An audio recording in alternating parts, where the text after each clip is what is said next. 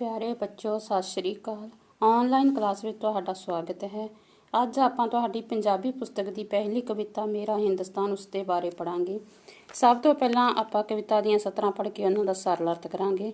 ਉਸ ਤੋਂ ਬਾਅਦ ਅਭਿਆਸ ਵਿੱਚ ਪੁੱਛੇ ਗਏ ਪ੍ਰਸ਼ਨਾਂ ਦੇ ਉੱਤਰ ਦੇਵਾਂਗੇ। ਸੋ ਪਹਿਲਾਂ ਸ਼ੁਰੂ ਕਰਦੇ ਹਾਂ ਪੰਜਾਬੀ ਕਵਿਤਾ ਦੀਆਂ ਸਤਰਾਂ। ਕਵਿਤਾ ਦਾ ਨਾਂ ਹੈ ਮੇਰਾ ਹਿੰਦੁਸਤਾਨ। ਮੇਰਾ ਹਿੰਦੁਸਤਾਨ ਮੇਰਾ ਪਿਆਰਾ ਹਿੰਦੁਸਤਾਨ, ਸਭ ਦੇਸ਼ਾਂ ਪ੍ਰਦੇਸ਼ਾਂ ਦੇ ਵਿੱਚ ਉੱਚੀ ਇਸ ਦੀ ਸ਼ਾਨ। ਉੱਚੇ ਪਰਬਤ ਬਰਫਾਂ ਲੱਦੇ ਖੜੇ ਜੋ ਬਨ ਕੇ ਟਾਣੀ, ਇਸ ਦੇ ਚਸ਼ਮਿਆਂ ਵਿੱਚੋਂ ਫੁੱਟਦਾ ਚਾਂਦੀ ਰੰਗਾ ਪਾਣੀ। ਇਸ ਦੀਆਂ ਨਦੀਆਂ ਇਸ ਦੇ ਜੰਗਲ ਹਰੇ ਭਰੇ ਮੈਦਾਨ, ਮੇਰਾ ਹਿੰਦੁਸਤਾਨ ਮੇਰਾ ਪਿਆਰਾ ਹਿੰਦੁਸਤਾਨ। ਇਸ ਵਿੱਚ ਕਵੀ ਕਹਿੰਦਾ ਹੈ ਕਿ ਹਿੰਦੁਸਤਾਨ ਮੇਰਾ ਦੇਸ਼ ਹੈ। ਸਾਰੀ ਦੁਨੀਆ ਦੇ ਦੇਸ਼ਾਂ ਵਿੱਚ ਇਸ ਦੀ ਸ਼ਾਨ ਉੱਚੀ ਹੈ। ਇਸ ਦੇ ਇੱਕ ਪਾਸੇ ਉੱਚੇ ਬਰਫਾਂ ਲੱਦੇ ਪਹਾੜ ਢਾਣੀ ਬਣਾ ਕੇ ਖੜੇ ਜਾਪਦੇ ਹਨ। ਇਸ ਦੇ ਚਸ਼ਮਿਆਂ ਵਿੱਚੋਂ ਚਾਂਦੀ ਰੰਗਾ ਚਮਕਦਾ ਪਾਣੀ ਫੁੱਟਦਾ ਹੈ। ਇਹ ਨਦੀਆਂ ਜੰਗਲਾਂ ਤੇ ਹਰੇ ਭਰੇ ਮੈਦਾਨਾਂ ਨਾਲ ਭਰਪੂਰ ਹੈ। ਇਸ ਵਰਗਾ ਹੋਰ ਕੋਈ ਦੇਸ਼ ਨਹੀਂ ਹੋਣਾ। ਇਸ ਦੀ ਮਿੱਟੀ ਵਿੱਚ ਉਗਦੇ ਨੇ ਮੋਤੀਆਂ ਵਰਗੇ ਦਾਣੇ, ਇਹ ਮਿੱਟੀ ਤਾਂ ਮਾਂ ਹੁੰਦੀ ਆਖਣ ਲੋਕ ਸਿਆਣੇ। ਇਸ ਦੀ ਮਿੱਟੀ ਨੂੰ ਸੀਸ ਨਿਵਾਈਏ, ਇਹ ਮਿੱਟੀ ਵਰਦਾਨ, ਮੇਰਾ ਹਿੰਦੁਸਤਾਨ ਮੇਰਾ ਪਿਆਰਾ ਹਿੰਦੁਸਤਾਨ।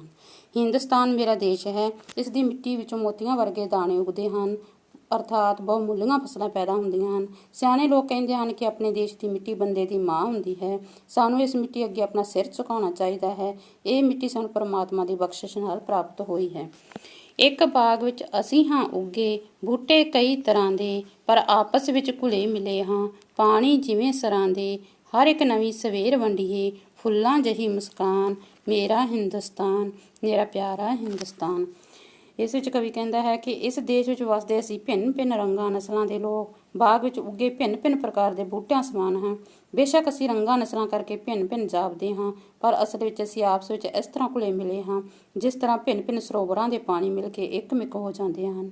ਇਸ ਕਰਕੇ ਅਸੀਂ ਆਪਸ ਵਿੱਚ ਲੜਦੇ ਭਿੜਦੇ ਨਹੀਂ, ਸਗੋਂ ਹਰ ਨਵੀਂ ਸਵੇਰ ਝੜਨ ਨਾਲ ਇੱਕ ਦੂਜੇ ਨੂੰ ਫੁੱਲਾਂ ਦੀ ਮੁਸਕਾਨ ਵੰਡਦੇ ਹਾਂ। ਰਿਸ਼ੀਆਂ ਮੁਨੀਆਂ ਗੁਰੂਆਂ ਪੀਰਾਂ ਇਸ ਦੀ ਸ਼ਾਨ ਵਧਾਈ, ਇਸ ਦੇ ਯੋਧਿਆਂ ਨੇ ਜੱਗ ਉੱਤੇ ਆਪਣੀ ਤਾਕ ਜਮਾਈ। ਇਸ ਦੀ ਵਿੱਦਿਆ ਨੂੰ ਵੀਰੋ ਮੰਨਦਾ ਕੁੱਲ ਜਹਾਨ, ਮੇਰਾ ਹਿੰਦੁਸਤਾਨ ਮੇਰਾ ਪਿਆਰਾ ਹਿੰਦੁਸਤਾਨ। ਇਸ ਵਿੱਚ ਕਵੀ ਕਹਿੰਦਾ ਹੈ ਕਿ ਹਿੰਦੁਸਤਾਨ ਮੇਰਾ ਦੇਸ਼ ਪਿਆਰਾ ਹੈ। ਰਿਸ਼ੀਆਂ ਮੁਨੀਆਂ ਤੇ ਗੁਰੂਆਂ ਪੀਰਾਂ ਨੇ ਰੱਬੀ ਗਿਆਨ ਦਾ ਪਸਾਰ ਕਰਕੇ ਇਸ ਦੀ ਸ਼ਾਨ ਵਧਾਈ ਹੈ। ਇਸ ਦੇ ਸੂਰਬੀਰ ਯੋਧਿਆਂ ਨੇ ਜੰਗਾਂ ਵਿੱਚ ਬਹਾਦਰੀ ਤੇ ਜੌਹਰ ਦਿਖਾ ਕੇ ਆਪਣਾ ਦਬਦਬਾ ਕਾਇਮ ਕੀਤਾ ਹੈ। ਇਸ ਦੀ ਰੱਬੀ ਤੇ ਕੁਦਰਤੀ ਗਿਆਨ ਦੀ ਵਿੱਦਿਆ ਨੂੰ ਸਾਰਾ ਜਹਾਨ ਮੰਨਦਾ ਹੈ। ਇਸ ਪ੍ਰਕਾਰ ਇਸ ਦੀ ਵਡਿਆਈ ਸਾਰੇ ਜੱਗ ਵਿੱਚ ਉੱਚੀ ਹੈ। ਇਸ ਦੇ ਹਾਲੀ ਇਸ ਦੇ ਪਾਲੀ, ਕਾਮੇ ਤੇ ਮਜ਼ਦੂਰ, ਹੱਕ ਸੱਚ ਦੀ ਕਰਨ ਕਮਾਈ, ਰਹਿਣ ਕੂੜ ਤੋਂ ਦੂਰ। ਇਸ ਦਾ ਹਰ ਇੱਕ ਗੱਭਰੂ ਬਾਂਕਾ, ਹਰ ਮੁਟਿਆਰ ਰਕਾਨ, ਮੇਰਾ ਹਿੰਦੁਸਤਾਨ ਮੇਰਾ ਪਿਆਰਾ ਹਿੰਦੁਸਤਾਨ। ਹਿੰਦੁਸਤਾਨ ਮੇਰਾ ਪਿਆਰਾ ਦੇਸ਼ ਹੈ। ਇਸ ਵਿੱਚ ਹਾਲੀ ਪਾਲੀ ਕਾਮੇ ਤੇ ਮਜ਼ਦੂਰ ਹਨ, ਜੋ ਕਿ ਦਸਾਂ ਨੌਹਾਂ ਨਾਲ ਹੱਕ ਤੇ ਸੱਚ ਦੀ ਕਮਾਈ ਕਰਦੇ ਹਨ ਅਤੇ ਝੂਠ ਤੋਂ ਦੂਰ ਰਹਿੰਦੇ ਹਨ। ਇਸ ਦਾ ਹਰ ਇੱਕ ਗੱਭਰੂ ਸ਼ੈਲ ਛਬੀਲਾ ਹੈ ਤੇ ਹਰ ਇੱਕ ਮੁਟਿਆਰ ਸੁਘੜ ਸਿਆਣੀ ਹੈ। ਸੋ ਬੱਚੋ, ਇਹ ਸੀ ਕਵਿਤਾ। ਅੱਗੇ ਆਪਾਂ ਇਸ ਦੇ ਅਭਿਆਸ ਵਿੱਚ ਪੁੱਛੇ ਗਏ ਪ੍ਰਸ਼ਨਾਂ ਦੇ ਉੱਤਰ ਦੇਵਾਂਗੇ। ਪਹਿਲਾ ਪ੍ਰਸ਼ਨ ਹੈ, ਅਸੀਂ ਹਿੰਦੁਸਤਾਨ ਦੀ ਮਿੱਟੀ ਨੂੰ ਸੀਸ ਕਿਉਂ ਨਿਵਾਉਂਦੇ ਹਾਂ? ਹਿੰਦੁਸਤਾਨ ਦੀ ਮਿੱਟੀ ਸਾਡੇ ਲਈ ਵਰਦਾਨ ਹੈ। ਇਸ ਨੇ ਸਾਨੂੰ ਬਹੁਤ ਸਾਰੀਆਂ ਖਾਣ ਪੀਣ ਅਤੇ ਸੁੱਖ ਆਰਾਮ ਦੀਆਂ ਵਸਤਾਂ ਬਖਸ਼ਿਸ਼ ਕੀਤੀਆਂ ਹਨ। ਇਸ ਲਈ ਅਸੀਂ ਇਸ ਮਿੱਟੀ ਨੂੰ ਸੀਸ ਨਿਵਾਉਂਦੇ ਹਾਂ। ਅੱਗੇ ਦੂਸਰਾ ਪ੍ਰਸ਼ਨ, ਸਾਨੂੰ ਕਿਸ ਪ੍ਰਕਾਰ ਦੀ ਕਮਾਈ ਕਰਨੀ ਚਾਹੀਦੀ ਹੈ? ਇਸ ਦਾ ਉੱਤਰ, ਸਾਨੂੰ ਹਮੇਸ਼ਾ ਹੱਕ ਸੱਚ ਦੀ ਕਮਾਈ ਕਰਨੀ ਚਾਹੀਦੀ ਹੈ। ਇਹ ਸੀ ਪ੍ਰਸ਼ਨਾਂ ਦੇ ਉੱਤਰ। ਅੱਗੇ ਆਪਾਂ ਦੇਖਦੇ ਹਾਂ ਹੇਠ ਲਿਖੇ ਸ਼ਬਦਾਂ ਨੂੰ ਵਾਕਾਂ ਵਿੱਚ ਵਰਤੋ। ਹੇਠਾਂ ਸ਼ਬਦ ਦਿੱਤੇ ਗਏ ਆ, ਉਹਨਾਂ ਦੇ ਆਪਾਂ ਵਾਕ ਬਣਾਉਣੇ ਆ। ਪਹਿਲਾ ਸ਼ਬਦ ਹੈ ਪਰਦੇਸ। ਪਰਦੇਸ ਦਾ ਵਾਕ ਬਣਾਵਾਂਗੇ, ਮੇਰੇ ਦੇਸ਼ ਦੀ ਸ਼ਾਨ ਦੇਸ਼ ਪ੍ਰਦੇਸ਼ ਵਿੱਚ ਵੀ ਉੱਚੀ ਹੈ। ਦੂਸਰਾ ਸ਼ਬਦ ਹੈ ਚਾਂਦੀ। ਚਾਂਦੀ ਦਾ ਵਾਕ ਬਣਾਵਾਂਗੇ, ਮੇਰੇ ਦੇਸ਼ ਦੇ ਚਸ਼ਮਿਆਂ ਵਿੱਚੋਂ ਚਾਂਦੀ ਰੰਗਾ ਪਾਣੀ ਫੁੱਟਦਾ ਹੈ। ਤੀਸਰਾ ਸ਼ਬਦ ਹੈ ਵਿੱਦਿਆ। ਵਿੱਦਿਆ ਦਾ ਵਾਕ ਬਣਾਵਾਂਗੇ, ਇੱਥੋਂ ਦੀ ਰੱਬੀ ਤੇ ਕੁਦਰਤੀ ਗਿਆਨ ਦੀ ਵਿੱਦਿਆ ਨੂੰ ਸਾਰਾ ਜਹਾਨ ਮੰਨਦਾ ਹੈ। ਅੱਗੇ ਚੌਥਾ ਸ਼ਬਦ ਹੈ ਬਾਗ। ਬਾਗ ਦਾ ਵਾਕ ਬਣਾਵਾਂਗੇ, ਇੱਥੋਂ ਦੇ ਬਾਗ ਬੂਟੇ ਹਰੇ ਭਰੇ ਹਨ। ਪੰਜਵਾਂ ਸ਼ਬਦ ਹੈ ਯੋਧੇ। ਯੋਧੇ ਦਾ ਵਾਕ ਬਣਾਵਾਂਗੇ, ਮੇਰੇ ਦੇਸ਼ ਵਿੱਚ ਕਈ ਸੂਰਬੀਰ ਯੋਧਿਆਂ ਨੇ ਜਨਮ ਲਿਆ। ਇਹ ਸੀ ਵਾਕਾਂ ਵਿੱਚ ਵਰਤੋਂ ਹਨ। ਅੱਗੇ ਆਪਾਂ ਇਸ ਦੀਆਂ ਸਤਰਾਂ ਪੂਰੀਆਂ ਕਰਨੀਆਂ ਹਨ। ਇਹ ਸਤਰਾਂ ਆਪਾਂ ਕਵਿਤਾ ਦੇ ਆਧਾਰ 'ਤੇ ਪੂਰੀਆਂ ਕਰਨੀਆਂ ਹਨ। ਜਿਵੇਂ ਪਹਿਲੀ ਸਤਰ ਦਿੱਤੀ ਹੋਈ ਹੈ, ਇੱਕ ਬਾਗ ਵਿੱਚ ਅਸੀਂ ਹਾਂ ਉੱਗੇ, ਬੂਟੇ ਕਈ ਤਰ੍ਹਾਂ ਦੇ। ਇਹ ਕਵਿਤਾ ਦੇ ਆਧਾਰ 'ਤੇ ਆਪਾਂ ਇਸ ਨੂੰ ਪੂਰਾ ਕਰਾਂਗੇ। ਇੱਕ ਬਾਗ ਵਿੱਚ ਅਸੀਂ ਹਾਂ ਉੱਗੇ, ਬੂਟੇ ਕਈ ਤਰ੍ਹਾਂ ਦੇ, ਪਰ ਆਪਸ ਵਿੱਚ ਘੁਲੇ ਮਿਲੇ ਹਾਂ, ਪਾਣੀ ਜਿਵੇਂ ਸਰਾਂ ਦੇ।